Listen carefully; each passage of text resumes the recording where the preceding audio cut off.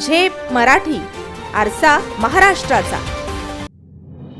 धुळे जिल्ह्यातील शिरपूर येथील एका टेक्सटाईल कंपनीत काम करणाऱ्या संदीप गिरासे या तरुणाने 2 दिवसांपूर्वी तापी नदीत उडी मारून आत्महत्या केली.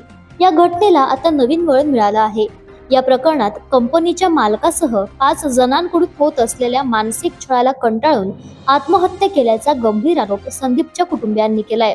मात्र घटना घडून 48 तास उलटल्यानंतरही शिरपूर पोलिसांकडून गुन्हा दाखल झाला नाही. पोलीस टाळाटाळ करीत असल्याचं बघून मृत संदीप गिरासेच्या कुटुंबियांनी पोलीस ठाण्यासमोर उपोषण सुरू केले.